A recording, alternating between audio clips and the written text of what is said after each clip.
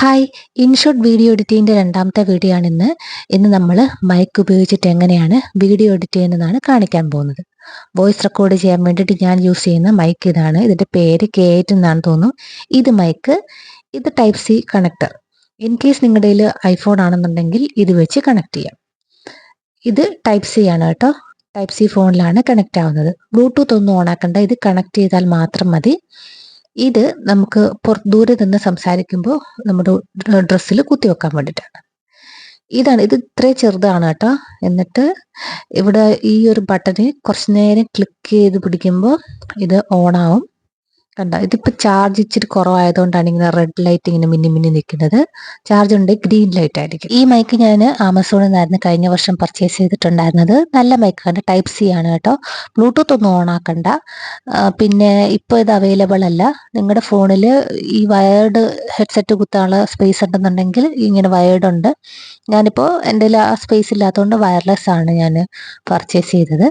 അത്യാവശ്യം നല്ല പ്രോഡക്റ്റ് ആണ്. ഇപ്പൊ കേൾക്കുന്നത് നിങ്ങൾ മൈക്കിലെയാണ്. വീഡിയോ എഡിറ്റ് ചെയ്യാനായിട്ട് നമുക്ക് ആദ്യം ഇൻഷോട്ട് ആപ്പ് ഓപ്പൺ ചെയ്യാം.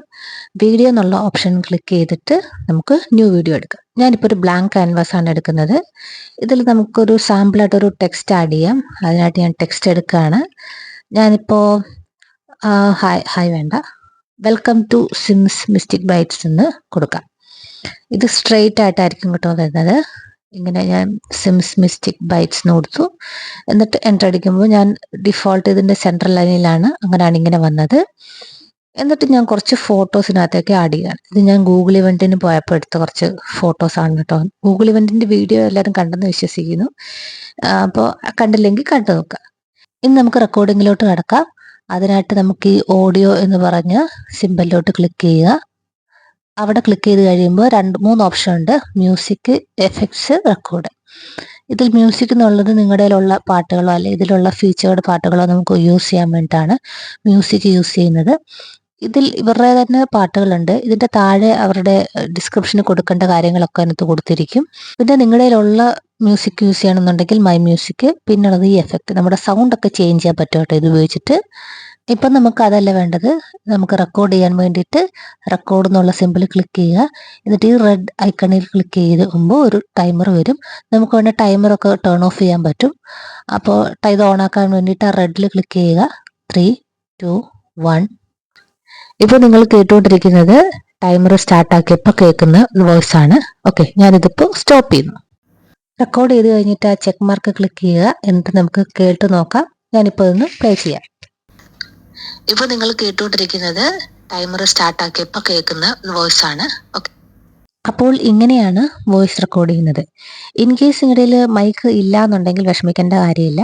ഒരു അടച്ചിട്ട മുറിയിൽ ഫാനൊന്നും ഓണാക്കാതെ നല്ല ഒച്ചത്തിൽ സംസാരിക്കുമ്പോൾ നല്ല രീതിയിൽ റെക്കോർഡാവും. ഫാൻ ഇട്ട് കഴിഞ്ഞാൽ ആ ഒരു ഫാനിൻ്റെ ഒരു ഇരപ്പിനകത്തോട്ട് കയറും. നിങ്ങളിപ്പോൾ ഒരു തുടക്കക്കാരാണെങ്കിൽ ആദ്യം തന്നെ മൈക്കൊന്നും വാങ്ങിക്കാൻ പറ്റില്ലല്ലോ. മൈക്കില്ലാതെ റെക്കോർഡ് ചെയ്യാൻ പറ്റില്ല എന്നുള്ളൊരു തെറ്റിദ്ധാരണ നിങ്ങളുടെ മനസ്സിൽ വേണ്ട. ഇതുപോലെ ചെയ്യണമെന്നുണ്ടെങ്കിൽ നല്ല ക്ലാരിറ്റിയിൽ കിട്ടുന്നതായിരിക്കും.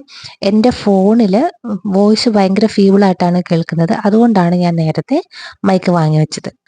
ഇതുപോലെ ഒരുപാട് ഫീച്ചേഴ്സ് ഇൻഷോട്ടിലുണ്ട്. ഒരു കാര്യം കൂടി ഇതിലൂടെ ഇൻക്ലൂഡ് ചെയ്യാൻ ആഗ്രഹിക്കുകയാണ്. ഇതിപ്പോൾ കണ്ടോ, ഒരു വാട്ടർമാർക്ക് ഇൻഷോട്ട് എന്ന് എഴുതിയത്. ഞാനിപ്പോൾ ഉപയോഗിക്കുന്നത് ഫ്രീ വേർഷനാണ്. നിങ്ങൾക്ക് പ്രോ വേർഷൻ പർച്ചേസ് ചെയ്യാന്നുണ്ടെങ്കിൽ അത് റിമൂവ് ആവുന്നതാണ്. അല്ലാന്നുണ്ടെങ്കിൽ ഇങ്ങനെ ക്ലിക്ക് ചെയ്യുമ്പോൾ, അത് ക്ലോസ് ക്ലിക്ക് ചെയ്യുമ്പോൾ ഈ ഫ്രീ റിമൂവൽ ക്ലിക്ക് ചെയ്യുമ്പോൾ ഒരു ആഡ് വരും.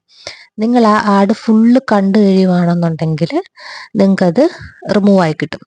അല്ല ഈ ഇതുണ്ടോ 21-20 എന്നൊക്കെ കാണുന്നത്, ഇടയ്ക്ക് വെച്ച് നമ്മൾ സ്റ്റോപ്പ് ചെയ്യുകയാണെന്നുണ്ടെങ്കിൽ അത് റിമൂവ് ആവില്ല. ഞാനിപ്പോൾ വീഡിയോയ്ക്ക് വേണ്ടി മാത്രമായിട്ട് അത് റിമൂവ് ചെയ്യാൻ നോക്കിയതാണ്. ഇത് നിങ്ങൾ ക്ലോസ് ചെയ്യുകയാണെന്നുണ്ടെങ്കിൽ അത് റിമൂവ് ആകില്ല.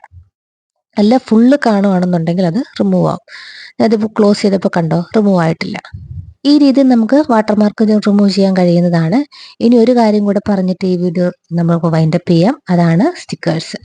സ്റ്റിക്കേഴ്സ് ഏറ്റവും കൂടുതൽ കണ്ടിട്ടുള്ളത് ഷോർട്ട് വീഡിയോയിലായിരിക്കും. നിങ്ങൾക്ക് ലൈക്ക്, ഷെയർ, സബ്സ്ക്രൈബ് എന്ന് പറയുന്നതിന് പകരം ഇങ്ങനൊരു ഐക്കൺ നമ്മൾ അവിടെ കൊണ്ട് പ്ലേസ് ചെയ്യുകയാണെന്നുണ്ടെങ്കിൽ അതൊരു അട്രാക്റ്റീവാണ്. ഓക്കെ, ലൈക്ക്, ഷെയർ, സബ്സ്ക്രൈബ് എന്ന് നമുക്കത് കാണിക്കാൻ കഴിയും. ഇതുപോലെ കുറേ ഐക്കൺസ് ഉണ്ട് ഇതിലേതെങ്കിലും ഒരു ഐക്കൺ നിങ്ങളുടെ ഷോർട്ട് വീഡിയോയിലോ ലോങ് വീഡിയോയിലോ ഇൻക്ലൂഡ് ചെയ്യുകയാണെന്നുണ്ടെങ്കിൽ വളരെ നല്ലതായിരിക്കും. അപ്പോൾ ഇത്രയേ ഉള്ളൂ ഇന്നത്തെ വീഡിയോ. ഇഷ്ടമായാൽ ലൈക്ക് ചെയ്യുക, ഷെയർ ചെയ്യുക, സബ്സ്ക്രൈബ് ചെയ്യുക. താങ്ക്